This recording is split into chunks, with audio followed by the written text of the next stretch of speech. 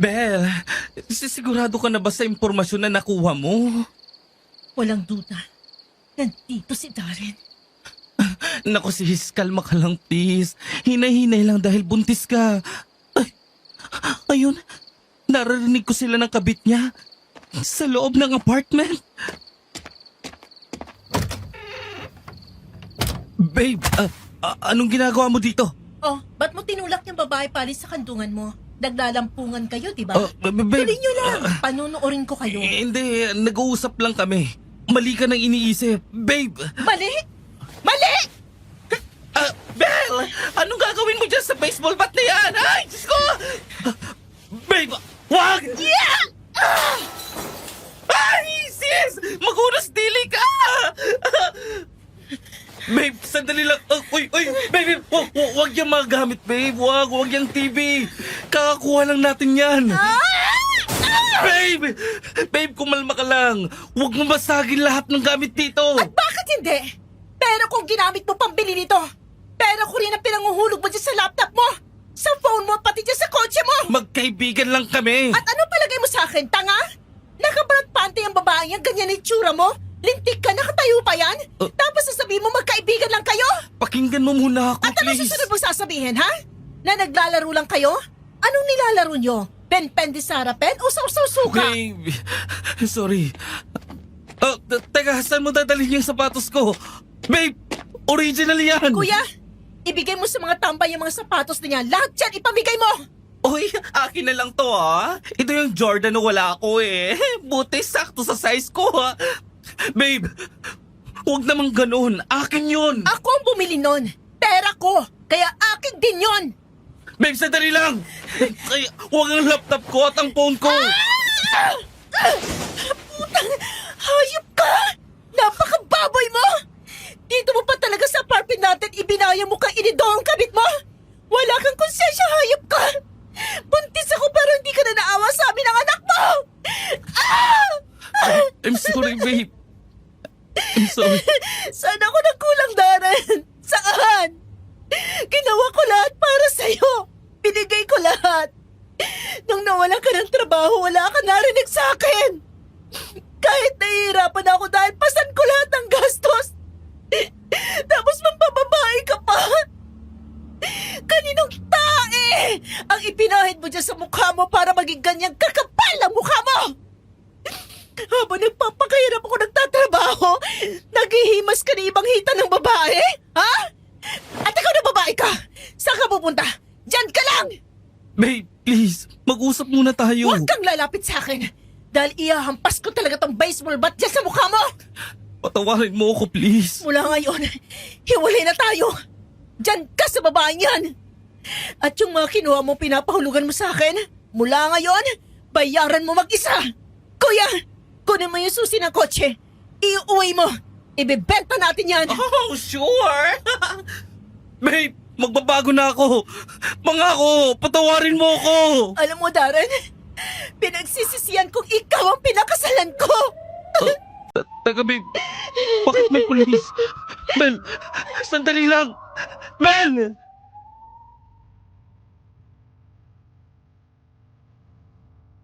Alas 3:30 ng hapon, Sabado. Habang tinatapos ko ang disenyo ng isang wedding gown para sa kliyente ko, bigla akong napahinto nang marinig ko ang staff ko na nakikinig sa isa sa mga episodes nyo. Para akong binalik ng oras na yon sa nakaraan. Kaya naman naisip ko na ibahagi sa inyo ang sarili kong kwento tungkol sa mga aswang at nangyari ilang taon nang nakalilipas. Isang bahagi ng buhay ko na pilit kong kinakalimutan. Dear Aswang Diaries and Madam Venus, ang mga pangalan ng lugar na kasama sa kwentong ito ay minabuti kong ibahin para maprotektahan ang kanilang pribadong buhay. Tawagin na lang akong Belle, isang wedding gown designer. 3 taon pa lang akong kasal at 3 buwang buntis sa unang baby ko nang mahuli ko ang asawa ko at ang kabit niya sa mismong apartment na pinaparentahan namin. Pinahuli ko siya sa mga pulis at pinakulong ko. Pagkatapos ay umalis ako ng Maynila at umuwi sa probinsya namin sa isang liblib na bayan sa Antique. Sa aking pagbabalik sa aming baryo, bumalik din ang isang taong mistulang multo ng aking nakaraan. Kasabay nito ay nagsimula ang mga nakakatakot at nakakapangilabot na karanasan ko sa mga aswang.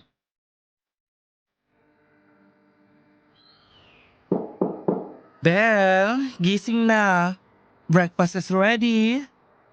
Sige, susunod na ako. Bumangon ka na dyan at baka gutom na ang pamangkin ko. Napangiti ako at marahang hinimas ang tiyan ko bago bumangon.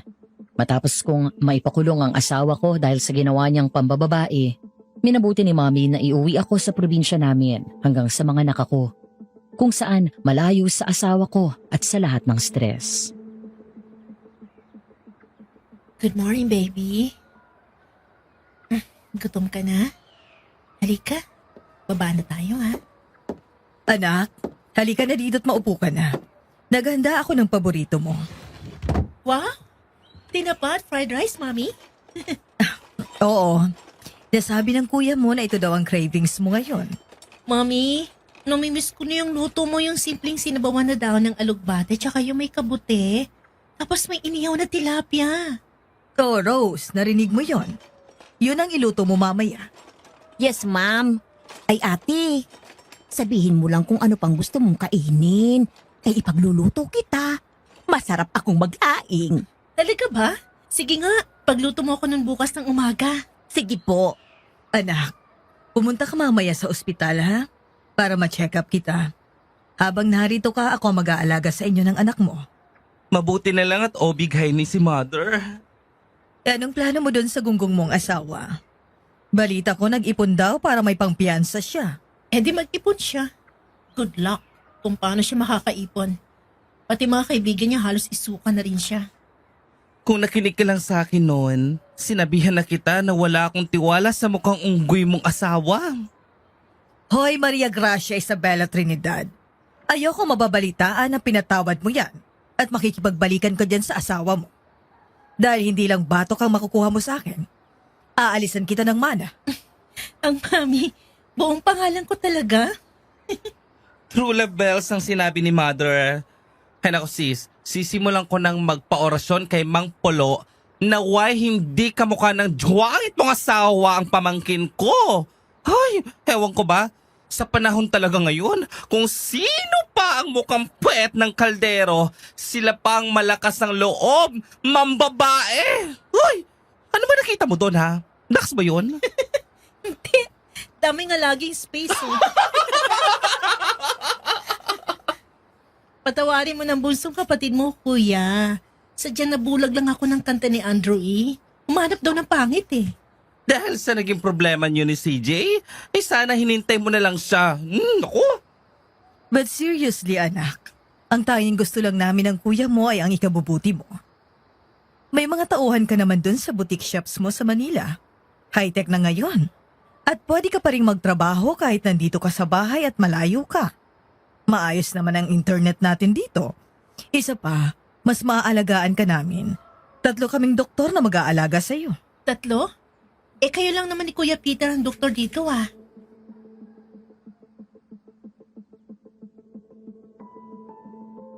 Nagtaka ako nang nagkatinginan ng dalawa. Pagkatapos ay napalingon ako nang may pumasok na isa pang kotse sa garahe at bumaba ang isang pamilyar na lalaki sa driver's side. Natulala na lang ako nang makita kung sino yun.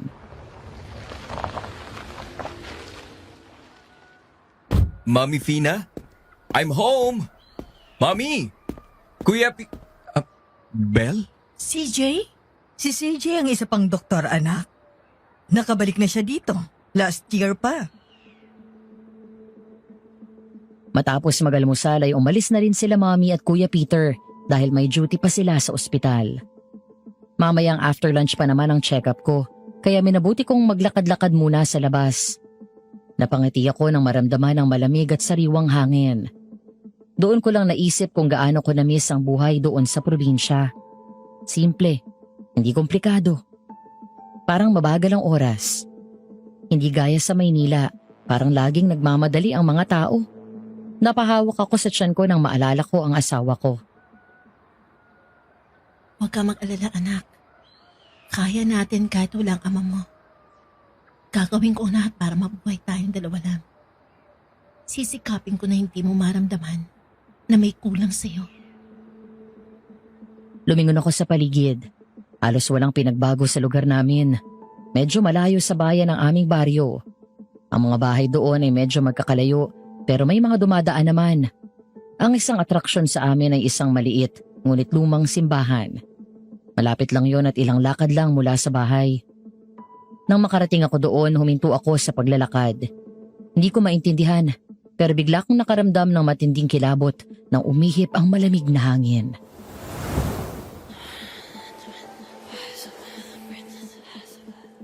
Bigla akong lumingon sa paligid nang marinig ang nakakatakot na tinig na yon na tila bumubulong sa tenga ko. Muli akong nangilabot. Ilang sandali pa ay napalingon ako sa lumang simbahan. Doon ko lang napansin na sira na yon at tila abandonado na. Napakunot-noo ako nang mula sa loob ay may lumabas na isang babae. Nakasuot ito ng wedding gown. May hawak na natutuyong isang bungkos ng bulaklak. Nakatayo sa harap at palakad-lakad na para bang may hinihintay ito. Sino kaya yon? Siya si Pauline. Taga rito siya sa atin at nakatira doon sa kakahuyan. May sira sa pag-iisip. Mang Polo, kayo pala. Bakit po nakasuot siya ng wedding gown? Ang kwento ng mga taga rito sa atin, hindi raw sinipot siya ng lalaking pakakasalan niya. Mula daw noon, ay nabalo tapos ayan. Lagi siyang naandyan nakasuot ng damit pangkasal. Araw-araw na naghihintay. Kawawa naman siya. Naiintindihan ko siya. Nakakabaliw kapag niloko ka ng taong pinagkatiwalaan mo. Kung hindi dahil sa anak ko, baka nasiraan na rin ako ng bait. Pero may iba ako. Kumusta na po kayo? Mabuti naman iya. Natutuwa ako na makita kita ulit. Ang tagal mo rin hindi nakauwi dito sa atin ha. Oo nga po eh. Naging busy lang po ako sa Manila dahil sa negosyo tapos nag-asawa kaya di na po ako basta nakabalik dito. Nagkwento sa akin ang kuya mo tungkol sa ginawa ng asawa mo. Nagpapaorasyon para daw hindi maging kamukha ni Darren ang anak mo. Tinotoo pala ni Kuya yon. Pero eto, hiwalay na pagkatapos na ng 3 years. Huwag ka malungkot. May darating pa sa iyo ng masigit sa asawa mo. Alam mo, lahat ng nangyayari sa buhay ng isang tao ay may dahilan. Walang nagkataon lang. Lahat inadya ng Panginoon sa tinakdang oras niya. Sana nga po. Teka, ano bang ginagawa mo rito sa labas? Oh, wala naman po. Naglalakad-lakad lang, nagpapahangin. Huwag ka magtatagal dito sa labas ha. Mag-ingat ka. Matagal kang nawala dito sa atin kaya marami ka na rin hindi alam. Hindi naligtas na magpagala-gala dito sa atin. Lalo na sa isang tulad mong nagdadalang tao. Bakit po? Hindi ba nasabi sa'yo ng mami mo? Ang alin po? May gumagalang aswang dito sa baryo natin. Aswang? Oo, aswang. Mga halimaw na nagkakatawang tao sa umaga pero kapag kumagat na ang dilim, nagiging mukhang halimaw. Umaatake sila at kumakain ang mga tao. Ang mga buntis na gaya mo ang pinakamabango sa kanilang pangamoy. Belle? Oh, si Jay, mabuti at narito ka na. Samahan mo itong si Belle at huwag niyong hayaan na lumabas ito ng bahay mag-isa. Opo. Sige Belle, at mauna na ako. Sige po, salamat po. Natahimik ako nang magkatinginan kami ni CJ. Alam ko na pareho kaming nailang nang iwan kami ni Mang Polo. 5 taon na mula nang huli kaming magkita. Mula nang hindi na lang siya bastang nagparamdam at iwan ako. Yes, Madam Venus. Ex ko si CJ. My first and great love.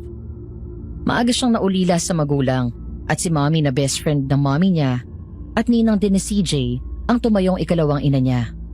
Si mommy na ang nagpalaki at nagpaaral sa kanya. 5 taon lang ang agwat ng edad namin kaya mula sa kuya-kuyahan kuno ay nahulog ang loob namin sa isa't isa. Hindi naman tumutol ang pamilya ko sa relasyon namin at sinuportahan kami. We were basically inseparable. Hanggang sa pinapunta siya sa US ni mommy para doon mag-med school. Doon na nagbago ang lahat. Isang araw hindi na lang siya nagparamdam sa amin. Sa kanyang pagkawala doon pumasok sa eksena si Darren. Belle, binilinan ako ni Mami na huwag kang payagang basta lumabas. Halika, umuwi na tayo. Maya-maya dadalhin kita sa ospital. Kaya ko naman mag-isa. Hindi. Delikado dito ngayon. Sinabi rin ni Kuya Peter na ipag-drive kita. Okay. Oh my God! Bago umalis ay lumingon ako sa babae sa simbahan. Pero nagulat ako nang makitang biglang nag-iba ang anyo nito at nagmukha itong halimaw. Kahit malayo ay kitang-kita ko ang nakakatakot niyang itsura. Nakangisi siya sa akin at kumakaway. Bigla kong pinaling sa iba ang tingin ko at humawak ng mahigpit sa braso ni CJ. Nang muli akong lumingon sa babae, ay normal na ang mukha nito at palakad-lakad na ulit. Bakit? Wala. Namalikmata lang yata ako. Okay ka lang? Nanlalamig ang palad mo. Oo. Halika na, uwi na tayo. Matapos akong ma-check up ni Mommy ay agad niya akong pinatayo mula sa higaan at bumalik sa upuan sa harap ng mesa nito. Thank God! Malakas ang kapit ng anak mo. Ngayon nasa bahay ka, wala kang ibang gagawin kung hindi ako magpahinga. Kumain ka habang nagdi-design ka ng mga gowns mo. Itong reseta ng mga gamot at vitamins mo. Bilhin nyo ni CJ bago kayo umuwi. Mami naman, bakit hindi mo naman sinabi na nandito na ulit si CJ? Ang awkward tuloy. Ayaw niyang ipasabi. Dahil ayaw daw niyang makagulo sa'yo. Hindi ko tuloy alam kung paano kikilos kapag kaming dalawa na lang. Masasanay ka rin ulit sa presence niya. Kaya ka nagkakaganyan dahil matagal kayong hindi nagkita. Anak, sa tingin ko, ito ng tamang panahon para magkaliwanagan kayo sa nangyari noon. Di ko alam ha. Nahihiya na rin ako eh. Matagal ka nang gustong makausap ni CJ. Naghihintay lang siya ng tamang panahon. Ayaw naman daw niya kasing tawagan ka at simula ng away niyong mag-asawa. CJ? Mommy? Sige na, umuwi na kayo. Dumaan kayo sa butika bago umuwi at bumili kayo ng mga gamot. Sige po. Halika na, Belle. Bye, ma'am. Uwi ka na maaga ha. Habang nasa kotse kami ni CJ ay pareho kaming tahimik. Parehong nangangapa sa sitwasyon. Hindi alam kung sino ang gustong unang magsalita. Nang mga sandaling iyon, Madam Venus, parang sasabog ang puso ko sa kaba. Wala kaming formal breakup. Parang isang usok na bigla na lang kaming naglaho sa buhay ng isa't isa. Kumusta ka na, Belle? Ayos na. I heard what Darren did. Alam kong hindi ka okay. Wala naman siguro magiging okay sa babaeng nahuli mismong asawa, nakasama ang kapit niya at pareho silang halos subad. I'm sorry. Ba't ikaw ang nagsasorry? Di naman ikaw nanloko sa akin eh. Kung hindi ako nawala sa buhay mo, hindi mababaling ang atensyon mo sa kanya. CJ, hindi mo kasalanan yon. Sino bang mag-aakalang sira ulo yon? Eh ang pagkakakilala natin sa kanya, mapait, responsable. Kaya ba pinakasalan mo siya? Di ko alam. Siguro dahil siya ang unang nasa tabi ko nung panahon na unti-unti mo ako iniwan. Napalingon ako kay CJ nang itabi nito sa gilid ng daan ng kotse. Pagkatapos ay sumandal at humugot ng malalim na hininga. Nang magsimula itong magsalita at narinig ang kanyang mga paliwanag, doon umagos ang mga luha ko. I'm sorry, Belle. Alam kong napakalaki ng kasalanan ko sa'yo. Sobra kitang nasaktan. Ang laki ng naging pagkukulang ko sa'yo. Nangako tayo sa isa't isa na magpapakasal at bubuo ng pamilya. Habang gumagawa ko ng mga wedding gowns, ikaw naman, gumagamot ng mga may sakit na bata. Natupad nga natin ang mga pangarap natin. Naging fashion designer ako at ikaw, doktor. Pero wala tayo sa tabi ng isa't isa. Okay naman tayo bago ka pumunta ng US, diba? Palagi tayo magkausap noon. Bakit nawala? Ba't tayo nagkalayo, CJ? May nag-iibang babae ba? Wala, Belle. I swear to God. Walang iba. It's just that I suffered from a serious mental problem.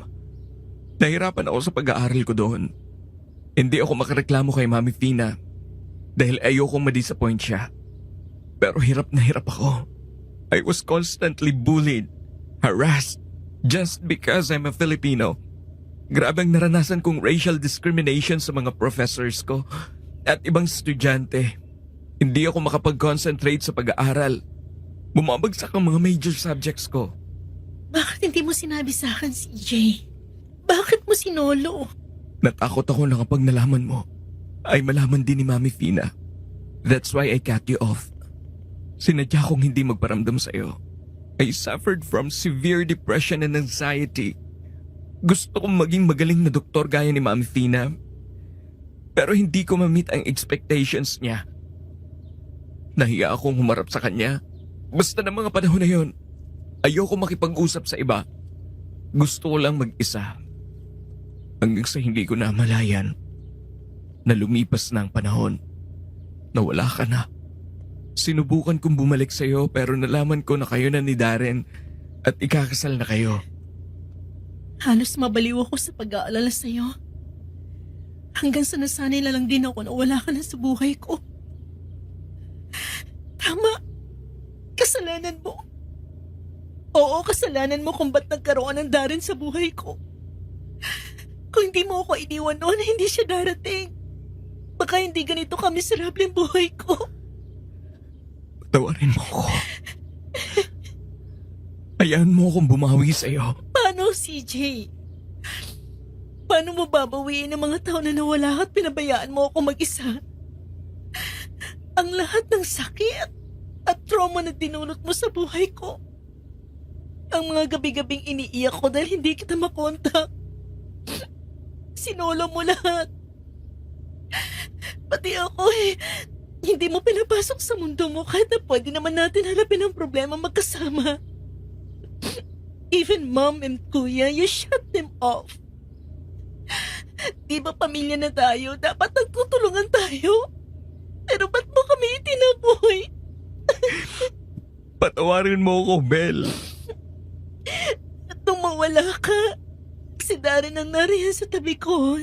Di niya ako iniwan. Nung nanligaw siya, pumayag ako. Sabi ko, baka sa ganung paraan makalimutan kita. Naging masaya naman ako. Minahal ko siya. Ang akala ko magiging maayos na akong kasama siya.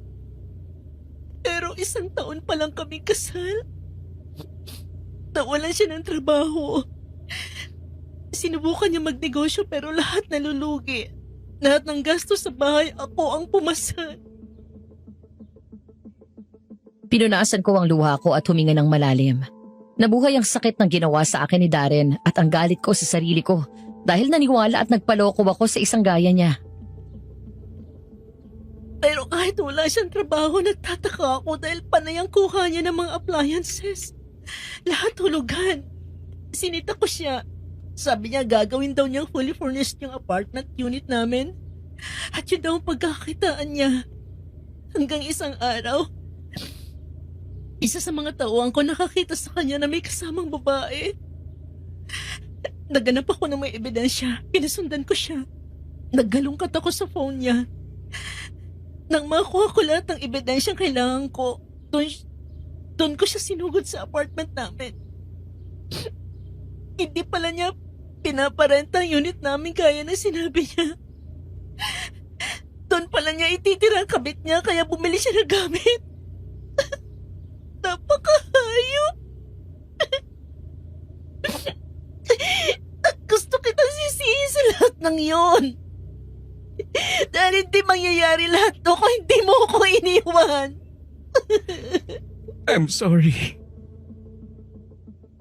Kumagulgol ako ng iyak at pilit na nanlabahan nang sinubukan akong yakapin ni CJ. Pero hindi ako nanalo. Naramdaman ko na lang na tuluyan niya akong naikulong sa mga bisig niya at niyakap ng mahigpit. I'm sorry, love. I'm so sorry. Dapat Bel na lang. Wala na yung endearment na love. Kung ganon, pagsisikapan ko hanggang sa makuha ko ulit ang tiwala mo. Hihintayin kita, Bel. Gusto ko ulit subukan. This time, I'll make it right. May asawa na ako, CJ. Asawa? Babalikan mo pa si Darren? Pagkatapos ng mga ginawa niya sa'yo? Hindi na. Pero magulo pa rin kasi ang sitwasyon eh. Ongoing pa ang kasong sinampa ko sa kanila ng kabit niya. At pinaprocess pa ang pag-file ko ng annulment. Kahit kaibigan lang sa ngayon. Bel, hindi kita pipilitin. Hindi kita mamadaliin. Ako naman ang maghihintay sa'yo. Hanggang sa maging handa ka na. Hanggang sa mahalin mo ulit ako. Ngayon, hindi na ako mawawala sa buhay mo. Pero buntis ako. Ayokong pagmulan tayo ng chismis na pareho lang kami ng asawa ko. At isipin ng iba na may lalaki ako. Importante pa bang sasabihin ng ibang tao? Ngayon mo mas kailangan ng mag-aalaga sa'yo. Kung hindi ka kayang alagaan ng asawa mo, ako mag-aalaga sa'yo. Sa inyo ng anak mo. CJ, Oh, I'm sorry. para saan? Dahil hindi kita nahintay. Dahil ang akala ko hindi ka nababalik. Sorry kung nasaktan kita dahil nagpakasal ako sa iba.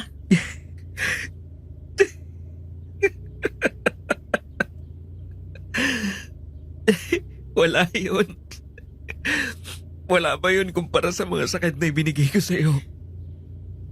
Alam kong late na to. But congratulations. Dahil natupad mo ang pangarap mo. Isa ka ng doktor. Hindi mo naging madali para sa iyo ang mga pinagdaanan mo pero nalagpasan mo. And I had to sacrifice us para lang matupad yun. Pangako, babawi ako sa'yo. Kung may gusto ka, pagkain kahit ano, sabihin mo lang sa akin. Sige. By the way, hindi ako nasabi sa'yo pero mas gumanda ka ngayon. Hindi halatang broken-hearted. Pregnancy hormones. Maganda ka naman talaga noon pa. Lika na nga. Bibili pa tayo ng gamot. Hating gabi. Nagising ako ng pasado 12:00 dahil kumakalamang sikmura ko at sa malakas na kulog at kidlat. Medyo malakas ang hangin sa labas. Mapula ang ulap at nagbabadya ng malakas na buhos ng ulan. Naalala ko na may pagkain pa ako sa ref na pinabili ko kay Kuya Peter, kaya bumangon ako at lumabas ng kwarto. Sinalubong ako ng madilim na sala at kusina. Hindi na ako nag-abala pa na buksan ang ilaw at dumiretso ako sa ref. Habang kumakain, lumingon ako nang bumukas ang pinto ng kwarto ni CJ. Oh, nandito ka pala? Akala ko tulog ka na. Tulog na nga. Nagising lang ako kasi nagugutom ako eh. O ikaw, ba't gising ka pa? May tinapos lang akong pag-aaralan na case ng pasyente ko na 12 years old. May schedule kasi ako na surgery bukas. Oh, dapat matulog ka na para may lakas ka. Okay lang. Sanay na ako sa puyatan to halos walang tulog ng ilang araw. Nagugutom din ako eh. Halika, kain. Matapos namin magkausap at magkaliwanagan, gumaan ang pakiramdam ko, Madam Venus. Para kaming bumalik sa dati, nung bago ko siya maging boyfriend at magkaibigan pa lang kami. Magaan lang, masaya. Ilang sandali pa ay natigilan kami nang may marinig kaming iyak ng sanggol sa labas ng bahay. Iyak ng baby yun ha. Oo nga. Saan galing yun? Baka may nag-iwan ng anak niya sa labas. Sandali. Titingnan ko. Samahan na kita. Bilang isang nagdadalang tao at si CJ bilang isang pedia doctor, hindi namin maiwasan ang mag-alala para sa bata. Nakalimutan ko ang sinabi ni Mang Palo tungkol sa aswang. Ang naisip naming dalawa ni CJ ng mga sandaling yon ay ang makuha ang bata bago pa ito mapahamak. Malamig ang panahon ng gabing yon at anumang oras ay bubuhos na ang ulan. Nagmamadaling kinuha ni CJ ang flashlight at lumabas kami ng bahay. Naglakad-lakad kami sa labas ng bakuran at naghanap sa paligid. Pero wala doon ang bata. Nang bumalik kami sa loob, napalingon ako sa bandang gilid ng bahay. Parang doon nanggagaling yung iyak. Ayun! Diyos ko. Sino walang puso nagtapon dito sa bata? Gano'n na lang ang gulat namin nang makita ang isang sanggol na parang wala pang isang buwang gulang. Nakabalot sa puting tela habang nasa tabi ng basurahan. Kaya agad itong dinampot ni CJ. Siguradong nasa paligid pa ang nagtapon sa kanya. Wala na ako makitang tao sa paligid eh. Sino kayo nag-iwan sa kanya dito? Oh, ang cute pa naman niya oh. Halika, dali natin siya sa loob para ma-examine ko siya. Gigisingin ko si Mommy. Habang naglalakad kami papasok ng bahay, napakanutnoo ako nang mapansing unti-unting nagbabago ang mukha ng sanggol. Mula sa inosente at cute nitong itsura, Unti-unting kumukulubot ang balat ng mukha nito. Ang mga mata ay kulay pula at nanlilisik. Ang loob ng bibig nito ay tinubuan ng matatalas na pangil. Si Jay, yung baby! Ah! Ah! Tiyanak! Biglang nabitawan ni CJ ang bata at mabilis akong hinawakan ito at umatras kami. Nanlaki ang mga mata namin nang biglang umalis sa pagkakabalot ng tela ang tiyanak at gumapang ng mabilis palapit sa amin. Si Jay! Takbo sa loob, bilis! Mabilis kaming tumakbo papasok ng bahay at agad na nilakang pinto. Sa kabila ng maliit na itsura nito, napaatras kami nang marinig ang malakas na kalabog sa pinto habang pilit itong pumapasok at hinahampas yun. Tulala pa rin dahil sa bilis ng mga pangyayari. Bigla kaming nagkatinginan ni CJ nang tumahimik at huminto ito. Umalis na yata siya. Sana nga. Kasabay ng malakas na pagkulog at kidlat ay mas tumataas din ang tensyon at takot na nararamdaman namin. Dapat ay kalmado na kami dahil umalis na ang aswang pero hindi pa rin mawala ang kaba sa puso ko. Hanggang sa lumabas si Mami. Kasunod si Kuya na halatang nagising sa ingay namin. Bakit kayo sumisigaw? Ano bang nangyayari? Mami, may aswang! Tiyanak! Ano? Tiyanak? Nandito ba si Janice? Totoo, kuya. Nakita ko rin. Yung baby naging... Si Jay! Nakapasok siya! Ayun sa paanan ng ref! Bigla kaming napaatras nang makita ang tiyanak. Dahan-dahan na gumagapang palapit sa amin. Maging si Mami at Kuya nataranta at natakot nang makita nila ang maliit ngunit mabagsik na aswang na ito. Ay, Diyos ko! Bel! Ilag! Ah! Si Jay! Bigla akong tinulak ni CJ palayo nang tumalon palapit sa amin ang tiyanak. Kumapit ito kay CJ at pinagtangkaan siyang kagatin. Ngunit mabilis itong nilayo ni CJ hanggang sa tumatakbong bumaba si Kuya Peter at kumuha ng asin. Asin! Asin! Kailangan natin ng asin! Bilis! Bel, anak, pumunta ka na dito! Mami! Bel! Anak! Oh, Diyos ko, Peter! Ang kapatid mo, bilisan mo! Tatakbo pa lang sana ako nang mula kay CJ ay biglang tumalon sa akin ang tiyanak. Napasigaw ako sa sobrang takot. Kahit maliit ito ay napakalakas nito at malikot. Pilit na umaalpas habang pilit ko rin itong nilalayo sa akin. Paulit-ulit na nagtatangka na sunggaban ako at kagatin. Tumakbo si CJ at kinuha ang baston na dating ginagamit ng daddy ko noong nabubuhay pa siya. Sinabuyan ni Kuya ng asin ng aswang. Sumigaw ng malakas ito na para bang napaso sa sakit. Pagkatapos ay malakas na hinataw ni CJ ng baston. Mabilis na gumapang ang aswang papunta sa pinto palabas ng likod bahay. Kaya hinabol ito ni CJ at Kuya. Habang si Mami ay agad tumakbo palapit sa akin nang bigla akong matumba dahil sa hilo hanggang sa unti-unti akong nawala ng malay. Ay! Bel, anak! Si Jay! Si Belly namatay! Ayon kay Mommy dahil daw sa gulat ko sa mga nangyari at dala na rin ng matinding takot ay nawalan ako ng malay kagabi. Nagising din ako makalipas ng 30 minutes. Pagkatapos ay saka ako chinekap ni Mommy. Mabuti na lang at ligtas ang anak ko at hindi na paano. Pero pinagpahinga lang ako sa bahay at pinagbawalan ng magtrabaho. Bel? Pasok. Hi. Hello, Doc. Kumusta ang duty mo? Ayos naman. Medyo maraming pasyente sa ospital. Tapos na duty mo doon? Oo. Tapos mamayang 1 p.m., punta naman ako sa kliniko. 7 yung nakapilang pasyente ko. Anyway, kumusta ka na? Ayos naman. Ang baby mo? Anong sabi ni Mami Fina? Okay naman daw siya. Ligtas at healthy. Napangiti ako nang marahang haplusin ni CJ ang tiyan ko at ngumiti ito sa akin. Habang pinagmamasdan ko siya, hindi maiwasang isipin kung sakaling siya ang pinakasalan ko, ano kaya ang buhay ko kasama siya? Ano nga palang sabi nila tungkol doon sa tiyanak? Nakausap mo na ba si Mang Polo? Oo. Kahit siya nagulat at hindi makapaniwala, ang alam daw niyang gumagalang aswang dito ay yung babaeng mukhang impacta. Pero mag-iimbestiga raw siya. Paano kung bumalik yung tiyanak? Tinuruan niya na kami nila Mami kung anong gagawin sa susunod. Tapos ang sabi ni Mang Pulo, yung binigay niya na 4 na insenso, sindihan natin pagdating ng 6:00 ng gabi Ilalagay daw yan sa labas ng 4 na sulok ng bahay para hindi pumasok ang aswang dito. Yung mga pangontra naman, gaya ng bawang at asin, maglagay at magsabit sa bintana. Mabuti naman kung ganun. Halika, sabay na tayong kumain. Sige, susunod na ako.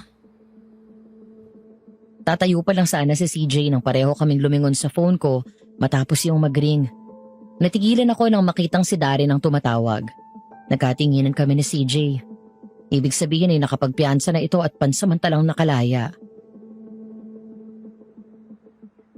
Nakapagpiyansang kumag. Sagutin mo tapos i-loudspeaker mo. Gusto ko marinig yung sasabihin niya. Mukhang nakaipon ka ng pampiyansa mo ah. Kanino ka nangutang? Wala ka naman pera. Sa kabit mo? Baby, salamat at sinagot mo ang tawag ko. Ano kailangan mo? Nakikiusap ako sa'yo. Pag-usapan natin to. Ayusin natin to para sa anak natin. Huwag mong gamitin ang anak ko. Mas lalong magiging miserable ang buhay niya kapag patuloy tayo nagsama. Nasaan ka ha? Pupuntahan kita. Uulitin ko sinabi ko sa'yo, Darren. Wala ka nang babalikan.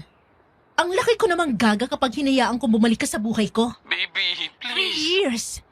3 taong pa lang tayong kasal pero nagawa mo na agad ako lokohin? Paano pa kapag nagtagal tayo? Pasensya na ha, pero hindi ako ganun kamartir. Hindi pa tayo tapos dahil hindi ako hihinto hanggat hindi ko kayo na ibabalik ng kabit mo sa kulungan. Nagkakamali ka na babaeng niloko. Dahil hindi ako iiyak lang sa sulok at magmumukmok. Marunong ako lumaban, Darren. Alam mo yan. Isabella, please. Nakikiusap ako sa'yo. Bel!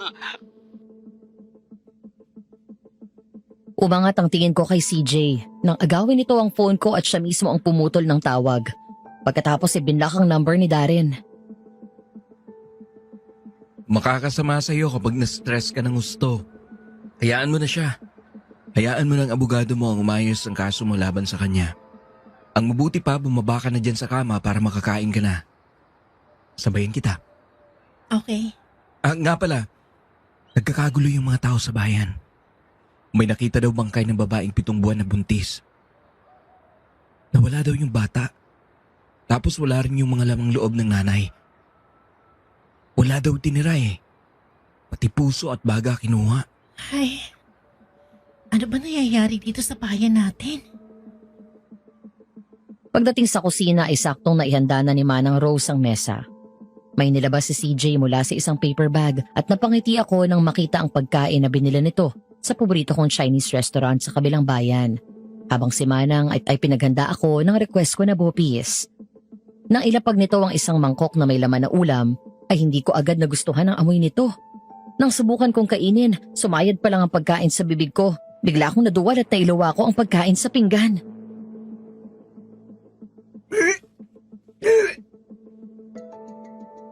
Napatakbo ako sa banyo at agad akong sinundan ni CJ. Pinagod nito ang likod ko habang suka ako ng suka. Ay, Biel! Ayos ka lang ba? Manang, ano bang nilagay mo dun sa bopis? Ay, bakit? Anong bang lasa? Sobrang lansa sa lasat ang amoy malansa. Pakilayo yung ulam. Ayoko maamoy yan dito sa bahay. Manang pasensya na po. Pakialisin lang po yung ulam. Alam niyo namang buntis, maselan siya sa mga amoy ng pagkain. Ay, sige. Pasensya na, Bel. Baka hindi ko nalutong mabuti yung baga at puso. Ano? Okay ka na? Ikaw na magluto, please. Gusto ko yung egg soup na lagi mo niluluto para sa akin dati. Sige. Ihahatid na lang ulit kita sa kwarto mo tapos ipagluluto kita. Doon na lang tayo kumain. Sige, salamat CJ. Isang gabi, pasado 11:00 na, nang magkasunod na lumabas si Mommy at CJ ng kwarto. Ako na mga sandaling yon ay nasa kusina at tinatapos ang mga design ng wedding gown ng mga kliyente ko. Oh anak, bakit gising ka pa? Sabi ko naman sa'yo bawal lang magpuyat. Hindi pa po ako inantok eh. Napahaba ang tulog ko kaninang hapon. Wala naman ako magawa, edi tapusin ko na lang to. Oh, eto. Gatas para madali kang antukin. Thank you. Oo nga pala, Mami. Pwede bang huwag niyo nang paglutuin si Manang Rose mula ngayon? Oh, bakit naman? Ayoko. Ang lansa-lansa na niluto niyang bopis kanina. Di ko maintindihan ang lasa. Bukod sa malansa, walang lasa. Basta kakaiba. Kahit siguro hindi buntis, hindi makakain yun eh. Eh, sinong magluluto para sa'yo? Wala ako dito ng tanghali. Ako na lang ni. Kapag nandito ako sa bahay ng tanghali, paglulutuan ko siya. Ay, sa bagay, ganyan talaga kapag buntis, anak. Masyado ka nagiging maselan. Bigla kaming natigilan habang nag-uusap nang may narinig kaming huni ng ibon sa labas ng bahay. Napatingala kami at nakiramdam. Sa hindi malamang dahilan ay kinilabutan ako. Nakakapagtaka dahil mukhang malayo ang tunog, pero naririnig pa rin namin siya hanggang doon sa bahay. Ibon sa gabi? May lumilipad bang ibon sa gabi? Meron. Tik-tik. Tik-tik? As in, aswang na tik-tik? Oo. Naamoy ng tik-tik na may buntis dito, kaya siya umaaligid. Huwag kang mag-alala, Bel. May mga pangontrang nakasabit sa mga bintana at pinto. Hindi yan makakapasok. Isa pa, hindi naman pawid ang bubong natin. Hindi niya basta masisira yan. Ang mga tiktik ay karaniwang dumadapos sa bubong ng bahay ng mga buntis. Kapag pawid ang bubong ng bahay mo, gaya ng karaniwang bahay sa mga ganitong liblib na probinsya, kaya nilang sirain yon at ilusot ang mahaba at manipis nilang dila. Pagkatapos ay sinisip-sip nilang sanggol sa tiyan ng buntis. Mommy, buti naniniwala ka sa mga ganyan kahit doktor ka. Dito na ako lumaki sa probinsya natin. Marami na rin akong nakitang kababalaghan dito habang lumalaki ako. Hindi talaga maiiwasan na may mga ganyang aswang, lalo na't nasa liblib tayo. Isa pa, naranasan ko na rin matiktik noong ipinagbubuntis ko kayo ng kuya mo at ng ate mo. Binalaan ni rin ako ni Mang Pulo tungkol sa tiktik. Ang sabi niya, kapag ang tunog ng tiktik ay tunog malayo, ibig sabihin ay nasa malapit lang siya. Kaya sigurado ako nasa bubong siya ngayon. Anong gagawin natin ngayon? Hayaan mo siya. Wala yung magagawa. Kumalma ka lang anak, magdasal ka. Alam mong mas makapangyarihan ng Diyos. Opo. Sige na anak, matulog ka na. Dala ang mga gamit ko ay agad akong pumanhik ng hagdan habang si CJ ay naiwan pa sa kusina. Nang buksan ko ang pinto, bigla akong nabitawan ng mga gamit ko at napasigaw ng malakas nang makita ko ang isang nakakatakot na nilalang na nasa bintana. Bel! Anong nangyari anak? Mabilis na tumakbo si CJ sa akin at lumabas naman sa kwarto si Mommy. Doon sa labas ng bahay, sa mismong tapat ng bintana ko, isang nakakatakot na nilalang ang nakita ko. Isang babaeng aswang na mukhang demonyo. Parang bruha ang buhok nito. Nalilisik ang dilaw ng mga mata, kulubot ang mukha, at ang ilong niya parang tuka ng loro. Malaki ang bibig na may maliit pero mukhang matalas na pangil. Mukha siyang nakakatakot na mangkukulam na aswang na gaya ng mga napapanood ko sa mga pelikula. May aswang sa bintana! Aswang nga! Niyakap ako ni CJ habang nanginginig ako sa takot nang agad akong tumalikod. Ayon sa kanya ay mabilis tumakbo ang aswang nang makita siya at tumalon palabas ng bakod. Ang mabuti pa, Mami. Doon muna matulog si Bel sa inyo. Ako na po magliligpit ng gamit niya. Halika na anak, pumasok na tayo sa kwarto. Kinaumagahan ay napag-usapan namin ang mga nangyari habang nag-aalmusal. Hindi lang ako nakaramdam ng takot at pag-aalala, maging ang pamilya ko. Anak, ano kaya kung umuwi ka na lang muna sa Maynila? Doon check na ligtas ka at walang aswang. Anong wala, Mi? Meron. Yung asawa niyan, mas masahol pa yung saswang. Hindi nga siya stress sa swang, baka makuna naman yan sa konsumisyon dahil sa cheater na yun. Tama si Kuya, Mami. Ayokong bumalik sa bahay namin dahil tiyak, aaraw-arawin ako nun sa pangungulit. Alam ni Darren ang bahay ng mga kaibigan ko na pwede kong punta na taguan. Pero anak, mas delikado dito. Mami, I'll be fine. Huwag ka mag-alala. Naniniwala ako na mas makapangyarihan ng Diyos sa kahit anong aswang demonyo. God is protecting me and my baby, kaya relax ka lang. Oo nga, Mami. Tsaka nandito naman ako eh. Hindi ko pababayaan si Bel. Naku, sabi sa iyo eh. Kung nakinig ka lang sa akin nung nababae ka, hindi ka na sana nagkaganyan. Noon pa man, hindi na kami boto dyan sa dari na yan. Eto na nga, hiwalay na eh. Kakausapin ko yung daddy ni Jeff.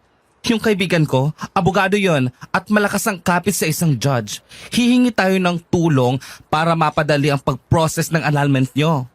Malakas ang kaso mo dahil matibay ang ebidensya na binigay mo sa mga pulis, lalo at buntis ka. Yung emotional stress na ibinigay niya sa'yo, hindi biro yon. Ay nako, wag niyo na nga pag-usapan ng taong yon. At baka mawalan pa kayo ng ganang kumain. Bel, day off ko ngayon. May gusto ka bang puntahan o pasyalan? O gustong kainin? Gusto ko lang ng sinuglaw na baboy.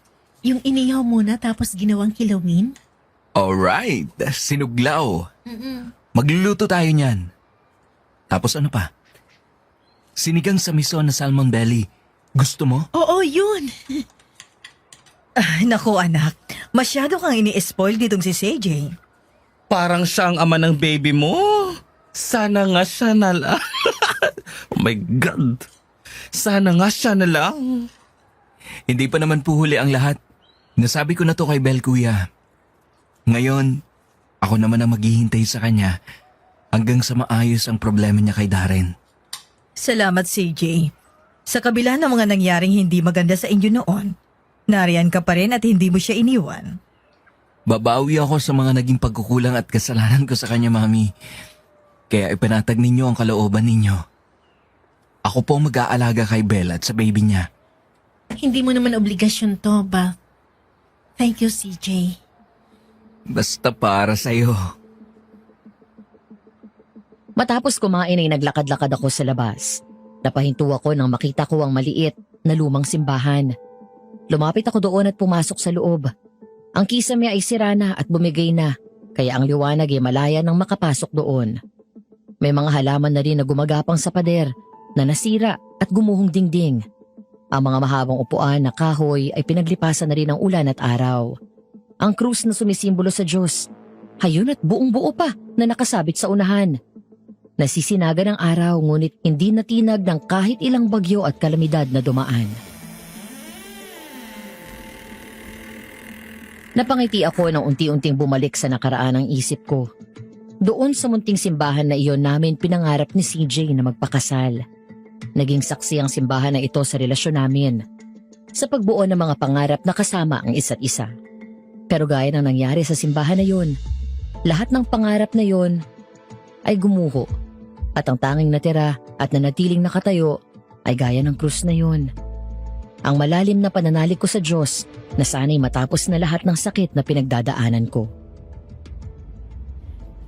Panginoon, nagkamali po ba talaga ako na hindi ako naghintay ng kay CJ? Nagkamali ba ako na pinakasalan ko si Darren? Minahal ko siya. Naging tapat ako sa pagmamahal ko sa kanya, pero bakit ganun? Parang wala yung halaga sa kanya.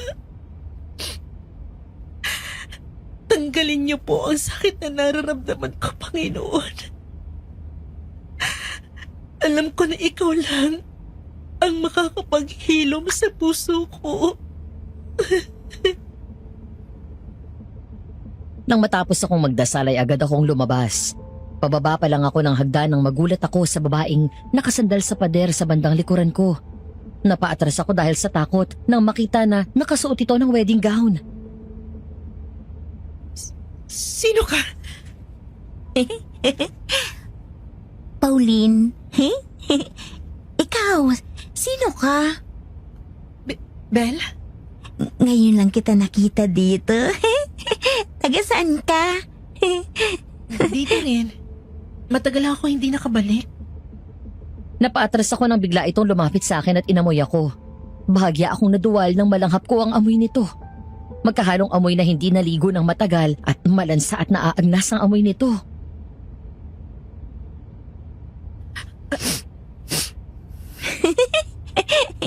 Ikaw nga! Ang alin? Ikaw yung usap-usapan ng mga tao dito sa baryo natin. Yung buntis na palaging inaaswang sa gabi. Ha? Hindi mo ba alam?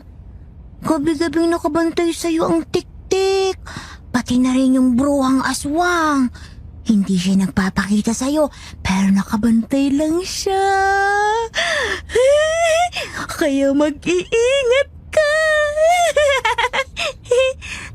Bakit ka palagi nakasuot ng wedding gown? Hinihintay ko kasi yung mapapangasawa ko. Mapapangasawa? Hindi ba parang ang tagal mo na naghihintay? Simula nang dumating ako dito, nakita na kitang suot mo yun. Hindi, darating siya. Nangako siya sa akin eh. Darating yun. Sabi niya sa akin, darating siya. Tapos magpapakasal kami. Ipapakita ko sa kanya yung baby ko. Baby, may anak kayo? Shh! Huwag kang maingay. Hindi niya alam. Surprise ako sa kanya yun eh. Ayun. Ayun ang baby ko. Ayun ang baby ko. Umiiyak siya. Narinig mo? Ha? Narinig mo? Ayun ang baby ko. Umiiyak siya. Umiiyak siya. Tahan na, baby. Darating din si Papa. Niyakap nito ang bouquet ng tuyong mga bulaklak at dahon at tinapik ni Pauline na parang yun ang sanggol. Pinaghihili pa niya ito habang kumakanta. Nakaramdam ako ng awa habang pinagmamasdan ko siya. Naintindihan ko si Pauline kung bakit siya nagkaganon. Masakit at nakakabaliw talaga kapag niloko at sinaktan ka ng taong minahal at pinagkatiwalaan mo. Masigit na masakit ang maiwan. Yun bang bigla na lang nawala? Yung hindi mo alam kung saan ang lugar mo sa buhay niya o kung may lugar ka pa ba doon.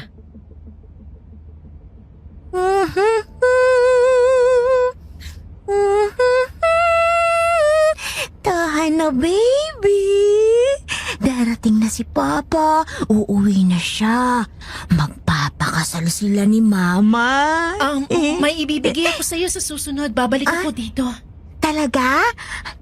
Ano yun? May lumang wedding gown ako sa bahay. Ay? Hahanapin ko tapos ibibigay ko sa'yo. Sige. Sige, akin na. Pero Pauline, yung hinihintay mo, hindi na siya babalik. Mas lalo ka lang masasaktan kapag patuloy ka naghintay sa wala. Nagulat ako nang bigla akong hablutin ito sa braso at hinila ako palapit.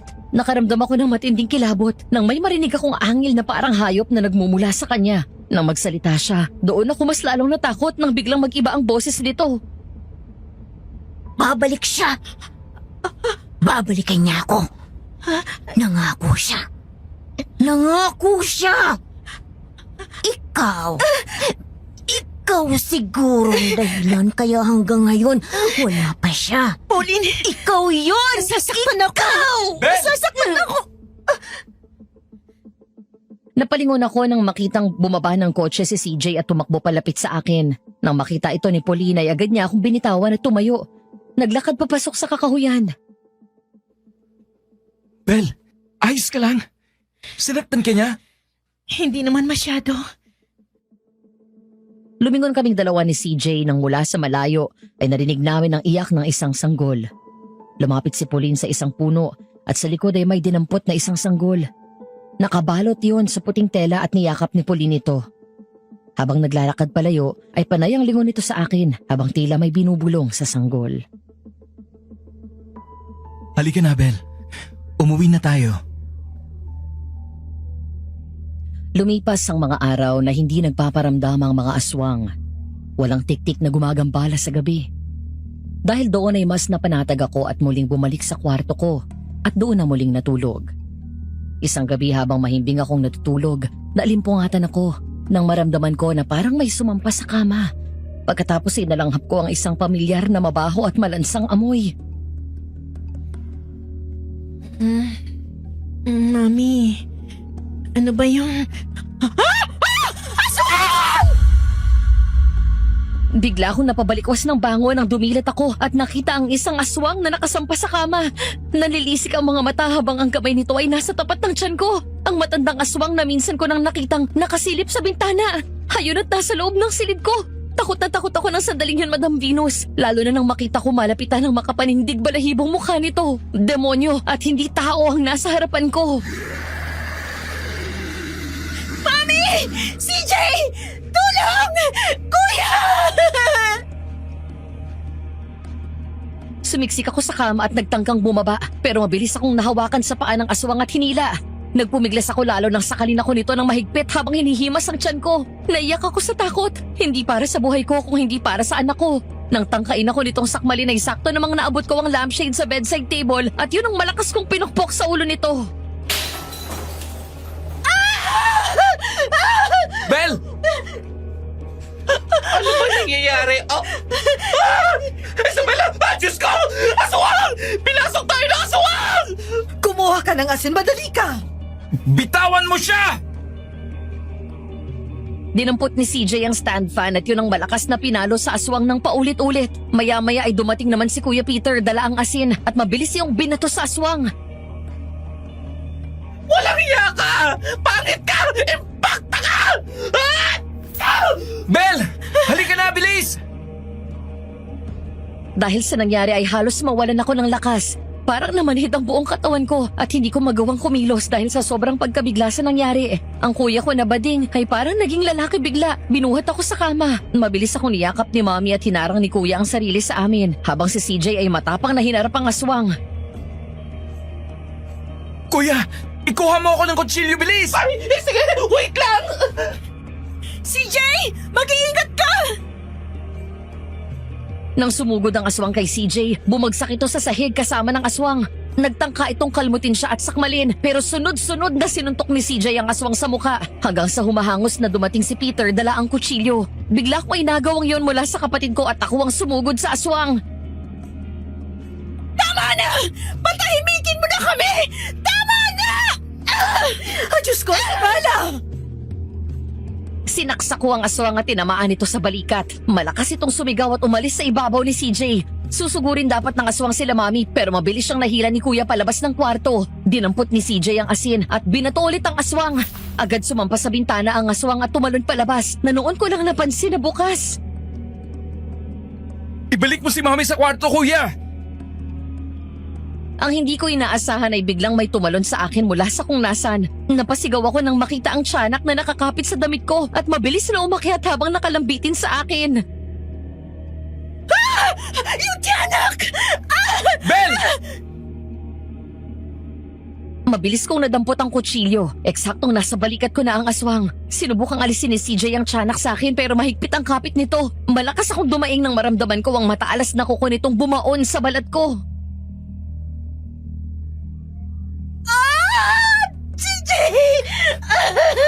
Anak ka ng Diablo! Papatayin kita!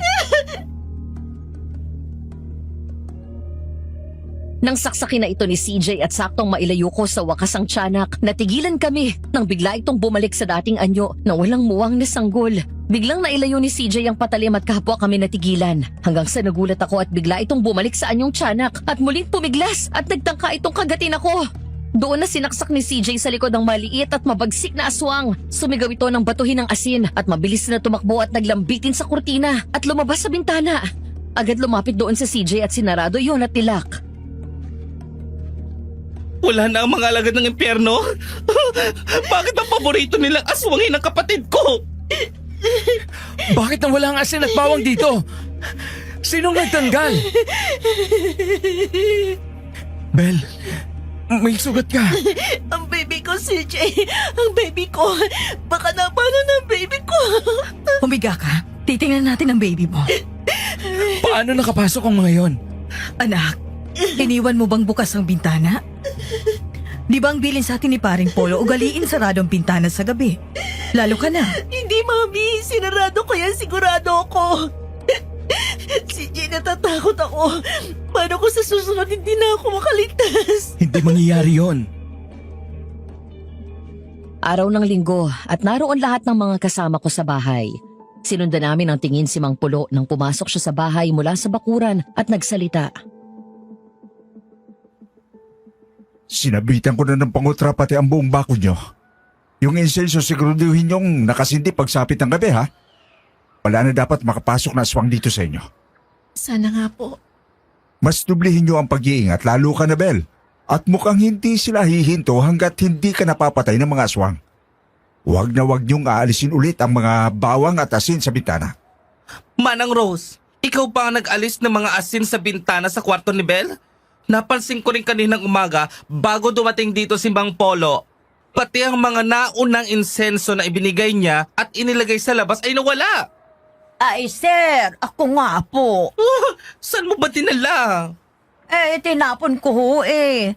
Ang akala ko'y basura. Luma na kasing tingnan. Tapos po, naglinis po ako sa kwarto ni Belle. Inalis ko muna yung asin at bawang para mapunasan ko ng maayos yung bintana. Kaso, nakalimutan ko na pong palitan at isarado yung bintana, sir. Manang naman! Alam mong importante yun. Nandito ka at nakita mo yung insenso nung binigay ni Mang Polo. Alam mong umaaligid ang mga maligno kay Belle. Paano mo nakalimutan palitan yung asin at bawang sa kwarto niya? Buhay ng kapatid ko at ng pamangkin ko ang nakasalalay dito. Hindi dapat kinakalimutan yung mga bagay na yon. Sorry po, sir. Kuya, tama na yan. Okay naman ako eh. Kailan ba ako magagalit, ha? Kapag may nangyari ng masama sa iyo, ha? Naku naman, Manang. Ayusin mo ang trabaho mo. Opo, pasensya na po. Hindi na mauulit. Dapat lang. Tama na yan. Manang, sige na po. Magbahangin muna kayo sa labas. Ikaw talaga, kuya, napakataray mo. Well, naimbyar na ako sa kanya. Napaka-irresponsable. Pero kahit may mga pangutra kayo sa loob at labas ng bahay, huwag kayong pakampante. Mag-iingat pa rin kayo at maging alerto. Kung sa kabila ng mga nilagay natin ay nakapasok pa rin ang babaeng aswang na yon at ang tiyanak, sigurado may dinaanan yon para makapasok dito ng malaya nang hindi nyo nalalaman. Yun ang alamin nyo. Pero pansamantala, siguraduhin nyo na huwag maiiwan mag-isa sa kwarto si Belle. Dapat may kasama siyang matutulog sa loob. Kailangan dublihin nyo ang pagbabantay kay Belle. Lalo na at may isang babaeng buntis ang nawawala. Nawawala? Oh, yung manugang na babae ni Pasita, 5 buwan na buntis yun. Nagpaalam nung umaga na maglalakad-lakad. Aba hindi na nakabalik. Ang duda ng iba kinuha daw ng aswang. Dahil ang huling beses daw na nakita ito ay may kausap na patandang babae. Tapos ayun, hindi na nakauwi. Sige po. Kami nang bahala kay Belle. Sige pare, salamat ha. Nang makaalis si Mang Polo, kami naman ay nananghalian na rin.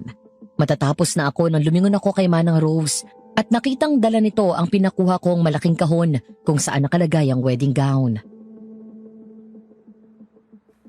Belle, eto na yung pinapakuha mo. Thanks, Manang. Wedding gown mo ito ah. Bakit mo pinakuha? Ibibigay ko po kay Pauline. Sino?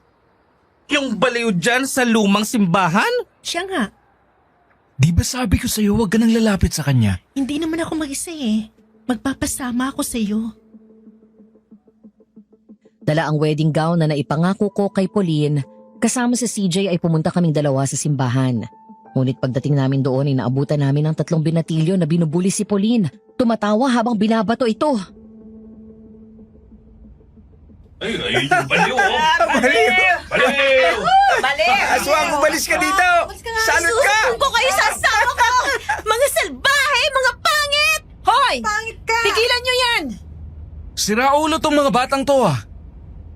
Pangit! Pangit! Ble! Sila salot! Silang aswang! Hi, Pauline.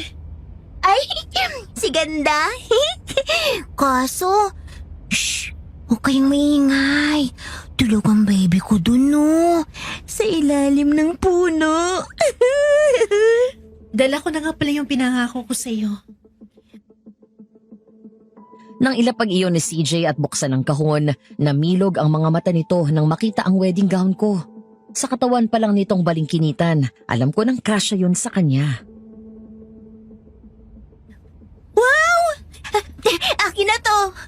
Oo, para sa iyo. Yay! May bago akong damit. Wow, ang ganda-ganda. Baby, ang ganda-ganda oh. May bagong damit si Mami. Tsok matutuwa ang papa mo nito. Mabilis na tumalikod si CJ nang biglang hubarin ni Pauline ang damit nito. Kahit ako ay nagulat at mabilis na palingon sa paligid. Mabuti na lang at walang ibang tao doon. Pagkatapos ay agad sinuot ang wedding gown ko at tumakbo sa kamasayang umikot-ikot. Nagustuhan mo ba? Oo, ang ganda. Salamat. Walang anuman. Sana gumaling ka na. Kahit paano ay gumaan ang pakiramdam ko nang makita ang saya sa mga mata ni Pauline. Pero maya-maya, sa gitna ng sayang nararamdaman nito, ay huminto ito sa pag-ikot at pagsayaw nang bigla itong lumuha hanggang sa humagulgol ng iyak. Nangako ka. Sabi mo magpapakasal tayo. Sabi mo hindi mo ko iiwan. Nasaan ka na? Manloloko ka. Bel, ang mabuti pa umalis na tayo. Hayaan na natin siya. Ganyan talaga si Pauline. Biglang iiyak ng ganyan kapag naaalala lang yung nangyari sa kanya. Okay. Ang saya ay napalitan ng awa. Kung may magagawa lang ako para kay Pauline, Madam Venus. Habang naglalakad ako palayo, muli akong lumingon nang marinig ko na bigla namang tumawa si Pauline matapos umiyak. Manloloko ka. Iniwan mo ko. Hayop ka. Ang ganda ng damit ko. Ang ganda ng damit ko. La la la la la la la. Napalingon ako kay CJ nang hawakan nito ang kamay ko. Ngumiti ito sa akin. Isang klase ng ngiti na parang sinasabing, okay lang yan. Huwag ka nang malungkot. Aaminin ko, Madam Venus, nang maglapat ang mga palad namin, doon ko biglang na-miss ang mga panahon na boyfriend ko siya. Yung mga panahong parang solo namin ng mundo. Bel, I miss you. Uy. Araw-araw tayo magkasama, you miss me? Patawa ka. I mean us. Ikaw bilang girlfriend ko. Namimiss ko yung pwede kitang tawagin na akin. Yung tinatawag kitang love. Yung pwede ako maglambing ng malaya sa'yo. Hindi yung ganito. Na parang nag-aalangan ako. CJ, alam mo naman na... I still love you, Belle. Nagsisisi ako na hinayaan kitang mawala noon. Nagsisisi ako na naging mahina ako at nagpatalo sa depresyon. Sana hindi pa huli ang lahat sa atin. Hindi ko sinasarado ang pinto ko para sa'yo, CJ. Pero sa ngayon, hayaan mo muna makamove on ako sa mga nangyari sa akin. Gaya ng sinabi ko sa'yo noong una tayong mag-usap, mula nang dumating ka rito, handa ako maghintay sa'yo. Huwag kang magmadali, dahil hindi naman ako aalis sa tabi mo. Salamat, CJ. Ngumiti si CJ sa akin nang bawiin ko ang kamay ko mula sa kanya. Alam kong naiintindihan niya kung may distansya man ako. Malapit na kami sa bahay nang may matanaw akong isang pamilyar na mukha. Natigilan ako nang humarap ito at makita si Darren. Anong ginagawa niyan dito? Belle? Baby? Palapit pa lang kami nang tumakbo si Darren sa akin. Pagkatapos ay agad akong niyakap ng mahigpit. Pinakiramdaman ko ang sarili ko ng mga panahon na yon, Madam Venus. Madam Venus, I felt nothing but disgust. Wala na ang excitement at pananabik ko na makita siya. Nang lumingon ako kay CJ ay nakita kong umiwas ito ng tingin at bakas ang selos sa mukha nito. Baby, miss na kita. I'm sorry, please. Bumalik ka na sa akin. Umuwi na tayo, ha? Umalis ka na. Belle naman, magbabago na ako. Please, bigyan mo pa ako ng isa pang pagkakataon. Iurong mo na ang kaso. Ang sabi ko, umalis ka na. Ayoko na. Nakapag-file na ako ng annulment. Hindi. Hindi ko pipirmahan yun. Hindi tayo maghihiwalay. Bakit? Ano ba sa tingin mo? Akala mo ba kapag pinatawad kita, iuurong ko ang kasong sinampa ko sa'yo at sa kabit mo? Wala lang sa akin ang babaeng yun. Ikaw lang ang mahal ko. Wala lang sa'yo pero binahay mo. At doon pa talaga sa apartment natin? Alam mo, Darren, hindi mo ako mahal eh. Baka nga hindi mo ako minahal. Dahil kung totoong mahal mo ako, hindi ka papatol sa ibang babae. Wala ka respeto sa akin. Hindi ka na nahiya sa akin, hayop ka. Ako lang nagtatrabaho tapos ikaw pa may ganang mga liwa. Magbabago na ako. Magbago ka para sa sarili mo. Dahil patawaran mong kita ngayon, hindi na nun maibabalik ang tiwala ko sinira mo. Ikaw ang dahilan kung bakit tayo nagkakaganito ngayon, hindi ako. Hindi mo tinupad ang sinabi mo sa akin noon. Sinaktan mo pa rin ako. Akala mo siguro na magmamakaawa ako sa inahiwalayan ng babae mo at bumalik sa akin, no? Ha? Hindi! Magsama kayo! Doon ka sa kanya! Magsama kayo hanggang kulungan, hanggang kamatayan! Tinulak ko si Darren palayo, saka nagpatuloy sa paglalakad. Habang si CJ ay hindi nakikialam at nakadistansya lang sa amin. Umabol si Darren at pilit akong hinila pabalik. Hanggang sa pinilit niya akong halikan at wala akong ibang naramdaman kung hindi pandidiri. Isipin pa lang nahahalikan niya ako. Alam kong babalik ka rin sa akin, ha? Kailangan mo ko, Bel. Sige na. Ano ba? Bastos ka! Doon na kumilos si CJ. Bigla nitong tinulak si Darren sabay suntok ng malakas sa mukha nito. Nagulat ako sa ginawa niya at agad pinigilan nito ng akmang susugod ulit. Kitang-kita ko ang matinding galit sa mukha nito. Hindi ko alam kung nabanggit ko na Madam Venus, pero dating malapit na magkaibigan si Darren at CJ mula pa nung high school. Doon sa probinsya namin sa Antique kami sabay-sabay na lumaki at naging magkaibigan. Gago ka! Mas gago ka! Ayaw nga ni Bel, bakit ka nagpupumilit? Hoy, CJ! Huwag kang makikalam dito, ha? Problema namin mag-asawa to! Makikialam ako dahil bastos ka! Ano bang papel mo dito, ha? Ha? Sino ka ba sa akala mo? Bakit ka pumapapel, ha? Ano? Gusto mong agawin sa akin si Bel? Tarantado ka! Ikaw pa may gana magsabi sa akin ng ganyan, ha? Ang kapal talaga ng mukha mo! Ikaw ang umagaw kay Bel sa akin! Ang dali mo namang makalimot, pare. Gusto mong ipaalala ko sa'yo? Noong hirap na hirap ako at depressed na depressed, binilin ko sa'yo si Bel. Sabi ko bantayan mo habang inaayos ko ang sarili ko. Lagi ako nagchat sa'yo. Tinatanong kita kung kumusta na siya, kung sinasabi mo ba ang mga message ko sa kanya. Pero binabasa mo lang. Sinabi ko sa'yo na babalik ako. Babalikan ko si Bel. Inaayos ko lang ang sarili ko. Pero anong ginawa mong hayop ka? Binlock mo ako! Tapos nalaman ko na lang kakasal na kayo? Totoo ba yon, ha, Darren? Totoo bang sinabi ni CJ? Ang sabi mo sa akin noon, kinalimutan niya ako at hindi na siya babalik. Kinumpirma ng pananahimik ni Darren ang mga sinabi ni CJ. Galit na galit akong sinugod siya at pinagsasampal. Hinablot ko ang damit niya at halos mapunit yon sa sobrang galit. Napakawalang hiya mong hayop ka! Hayop ka talaga! Ikaw pa lang dahilan kung ba't kami nagkahiwalay. At ang tanga-tanga ko na naniwala ako sa'yo! Wala na siyang magagawa ngayon dahil ako na ang asawa mo.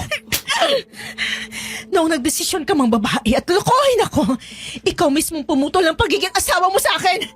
Maaaring kasal pa tayo sa papel ngayon, pero huwag kang matuwa. Dahil gagawin kong lahat para mapawalang bisang kasal natin. Manloloko ka! Wala kang karapatan na maging asawa ko! Na hindi mo ako kinumusta kung anong kalagayan ko at ang anak mo! Anong klaseng tao ka? Etong tatandaan mo. Babawiin ko siya sa'yo! Bel, halika na.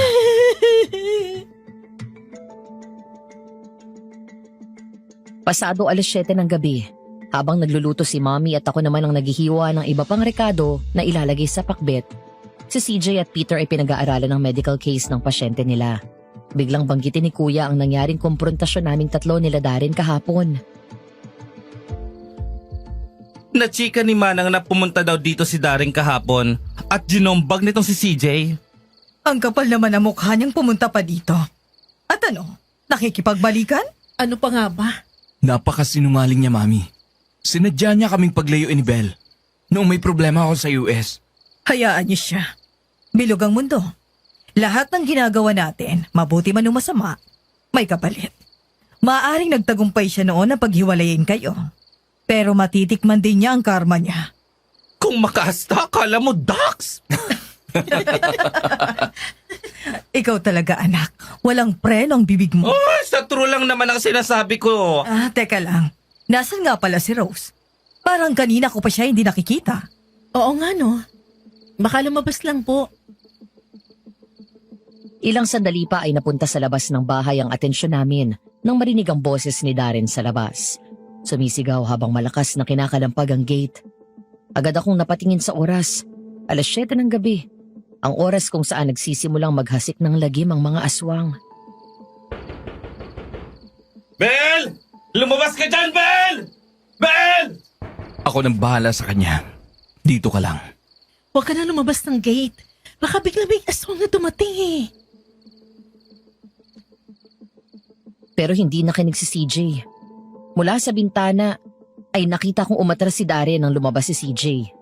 Nagulantang ako nang biglang sapakin ni CJ si Darren at doon nagsimulang magbugbugan ng dalawa. Hindi ko na naisip ang aswang ng mga sandaling yon, Madam Venus. Basta na lang akong lumabas para pigilan ang mga ito bago pa sila magpatayan.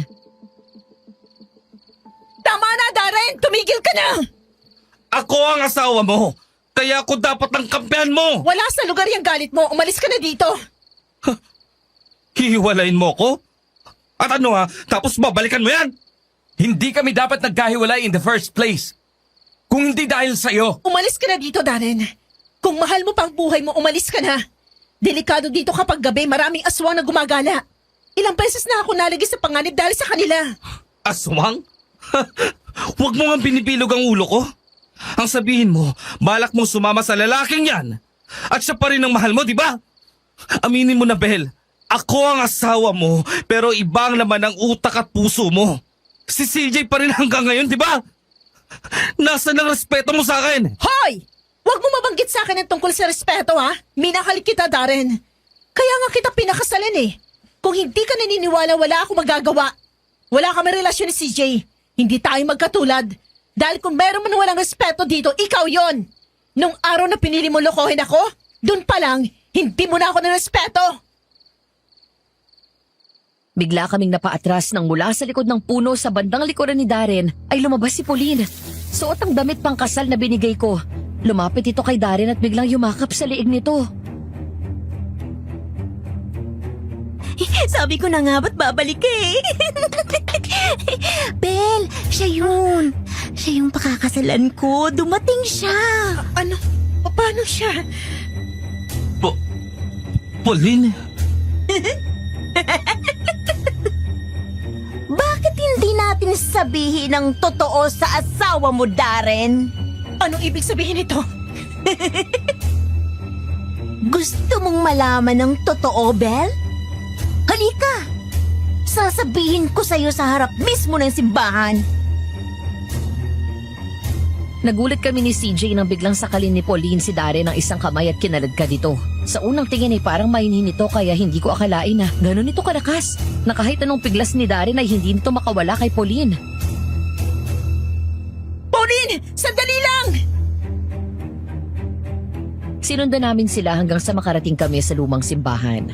Halos mapatalon ako sa gulat nang biglang tumunog ang kampana. Umalingaw-ngaw sa paligid ang nakakatakot na tunog na yun.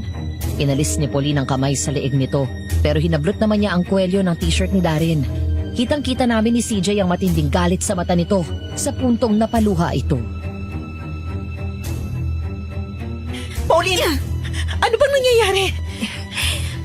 5 taon. 5 taon ang relasyon naming dalawa pero sa buong panahon na yon, nilihim niya ako. Kilala ko kayo bilang mga kaibigan niya pero hindi niya ako makuhang ipakilala sa inyo. Mas gusto daw kasi niya na pribadong relasyon namin. Noong umalis si Seiji papuntang Amerika, doon siya nawala ng oras sa akin at ibinungo sa iyo ang panahon niya. Binilin ka daw kasi sa kanya ng kaibigan niya. Inintindi ko yun kahit silos na silos ako. Mahigit 1 taon na gano'n ang setup namin na halos hindi niya ako pinupuntahan o tinatawagan man lang. Pero nawala ang selos ko nang sa wakas, yayain niya na ako ng kasal. Ako ang nag-ayos ng lahat habang nasa Maynila siya at nagtatrabaho. Dumating ang araw ng kasal namin. Hindi siya dumating. Alam mo kung bakit, Bel? Dahil ang araw ng kasal namin, yun din ang araw na kinasal kayong dalawa. Ikaw ang pinakasalan niya sa halip na ako! Patawarin mo ko. Hayop ka, Darren! Napakawalang hiya mo! Noon mo pa pala ako niloloko! Napakagago mo! Hindi ako makapaniwalang naging kaibigan kita! At alam mo ang pinakamasakit sa lahat? Nung malaman ko na kinasal siya sa iba, pinuntahan ko siya dahil natuklasan ko na buntis ako. Pero anong sabi mo? Hindi mo ako pananagutan dahil hindi sa'yo ang bata. Kahit alam mong ikaw ang unang gumalaw sa akin at wala ako naging ibang lalaki. Hinintay kitang bumalik dito! Hindi para ituloy ang kasal, kundi para maningil ng utang! Para malaman mong nagkamali ka ng babaeng niloko! CJ, naging aswang si Pauline. Kamukha niya yung aswang na sumalaki sa akin. Siya yung gustong pumatay sa akin. Pagbabayaran mo ang lahat ng sakit na dinulot mo sa buhay ko! Sa anak ko! Pinaasa mo ko! Ginawa mo akong tanga! Mas masahol ka pa sa aswang na kagaya ko! Pulis! Huwag! Huwag kang mag-alala. Wala akong balak na patayin ka. Wala akong interes na kainin ang lamang loob mo dahil baka malason ako sa itim ng pagkatao mo. Pero sisiguraduhin ko na habang buhay kang magdurusa at mag-iisa bilang kabayaran sa mga kasalanan mo sa akin at sa anak ko. Tama na! Patawarin mo ko! Tama na!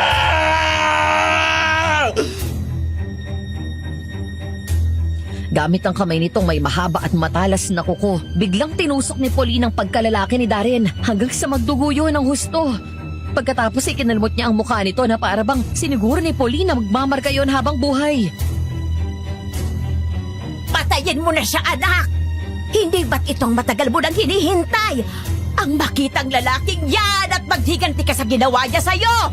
Patayin mo rin maging ang babae gumagaw sa kanya at ang anak nila! Manang Rose? Anak mo si Pauline? Oo! Patama kayo ng hinala!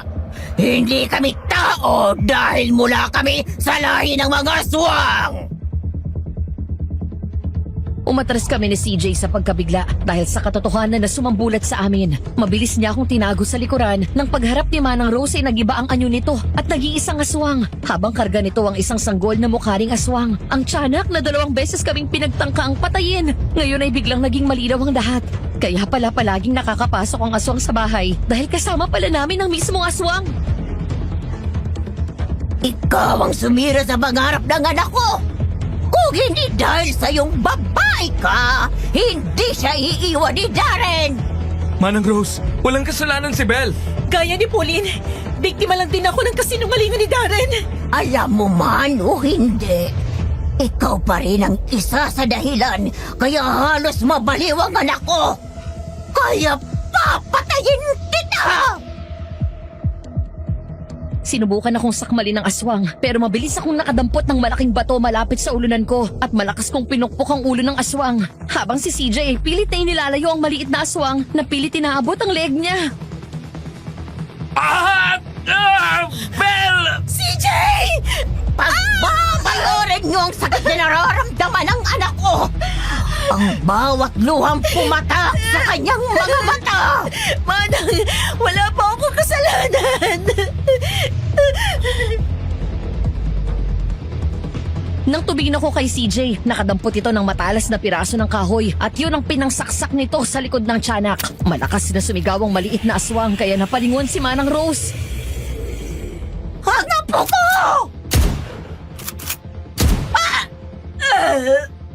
Nay! Anak ko! Bumagsak ang 2 aswang. Tumakbo palapit sa akin si CJ at agad akong inalalayan tumayo at niyakap ng mahigpit. Nang lumingon kami ay nakita namin si Mang Polo na may dalang shotgun. Kasunod nito si Mami at si Kuya Peter. Ang kala ko, huli na ako eh. Anak? Mami? Nasaktan ka ba? Ikaw, CJ. Hindi naman po. Okay lang ako, Mami. Ikaw aswang ka. Wala akong kamalay-malay na ikaw ang salot na pumapatay ng mga tao dito sa baryong ito. Hindi po ako. Hindi po ako ang pumapatay, ang nanay ko.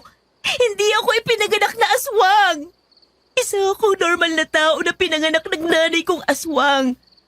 Nung gabing yun, na matapos akong hindi siputin ni Darren, kinagat ako ng nanay at ginawa niya akong aswang para daw may lakas akong gumanti sa nanloko sa akin. Pinakain niya ako ng pilit ng laman ng tao. Nakain niya ng baby ko habang nasa tiyan ko pa siya. Noong ipinanganak ko siya ay naging tiyanak siya at hindi na siya lumaki. Pakiusap, huwag niyo akong patayin. Nandito lang ako para magiganti kay Darren. Mang Polo, mabait ho si Pauline. Hindi siya gaya ng iniisip niyo. Biktima lang din siya ni Darren gaya ko. Sige, pero mangako ka na magpakalayo-layo ka at hindi ka na babalik sa bayang ito. Opo, opo. Wala, sige. Umalis ka na at parating na ang mga pulis. Pauline, mag-iingat ka. And I'm sorry. Hindi ko rin alam. Salamat. Huwag kang mag-alala. Alam ko na yun. Wala kang kasalanan. Nakapaghiganti na ako. Ikaw naman ngayon, ipakulong mo siya. Hayaan mong pagbayaran niyang kasalanan niya sa inyo ng baby mo. Mangako ka. Pangako. Ako nang humihingi ng tawad sa mga ginawa ng nanay ko. Naiintindihan ko. Sige na, umalis ka na. Dali mo ang baby mo at ilibing ng maayos. Sinundan ko na lang ng tingin si Pauline habang nagmamadali itong umalis at pumasok sa madilim na kakahuyan, dala ang wala ng buhay nitong anak. Samantala nilapitan ko si Darren na nakahiga sa semento at umiiyak sa sakit. Wala kang konsensya, Darren. Mas masahol ka pa sa mga gahay nilang aswang. Dahil sa kagagawan mo, nalagay sa piligrong buhay namin ng anak mo. Masyado kang selfish. Sisiguraduhin kong makukulong ka. Para kay Pauline at sa anak niya na biktima ng walang kwenta niyang ama. Bel! Patawarin mo ako! Natawa ako nang biglang maglayo ang mga labi namin ni CJ at tinignan niya ako. Pagkatapos ay muli naming hinalikan ng matagalang isa't isa.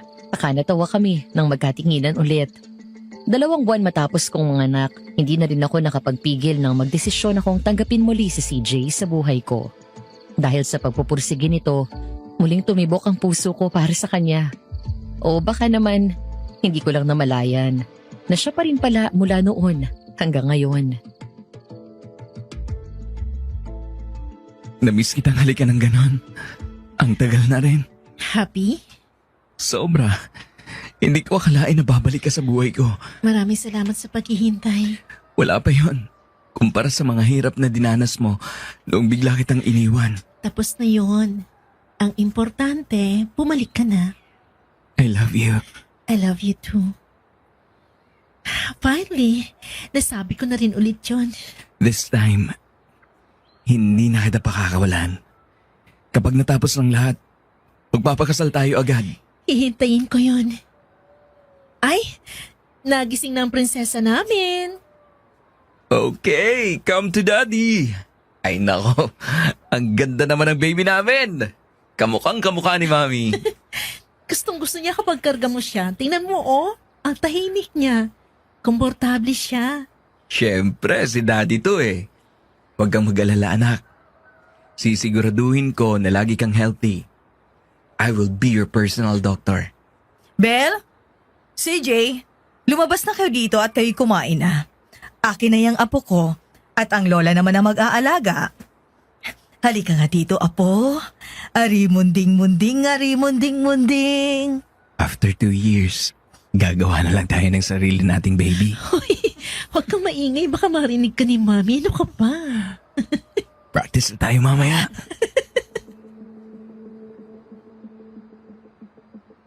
Makalipas ang 3 taon, sa wakas ay naannul na rin ang kasal namin ni Darren. Habang siya ay tuluyang nakulong at nasentensyahan ng 6 na taon kasama ang kabit niya. Matapos ang nalaman kong ginawa nito kay Pauline, tuluyan akong nawala ng awa sa kanya. Pero sa kabila ng lahat, alam kong darating ang araw na mapapatawad ko rin siya. Ngayon nga ay kasal na kami ni CJ at 3 na ang anak namin. Kasama na doon ang anak ko kay Darren na tuluyan niyang inadopt. Napagdesisyon na naming 2 na kahit ganun si Darren, ay ayaw namin ipagdamot sa kanya ang karapatan bilang ama. Kapag malaki na ang bata ay kami mismo ang magpapakilala sa kanya sa papa niya. Madam Venus, minsan hindi ko maiwasang itanong sa sarili ko, bakit may mga taong gaya ni Darren? Bakit mas gusto nilang manloko? Bakit kailangan nilang manakit ng damdamin ng iba sa halip na maging tapat sa kanilang nararamdaman? Bakit mas gusto nilang paglaruan ng damdamin ng ibang tao? Isang bagay ang natutunan ko sa mga nangyari sa amin ni Pauline. We create our own demons and we create our own karma. At kadalasan ang nagiging biktima ay yung mga inosenteng tao na ang tanging kasalanan ay nagbigay ng kanyang tiwala. Maraming salamat po sa pagtunghay nyo sa kwento namin ni Pauline. Sana ay nagustuhan nyo at may natutunan kayo.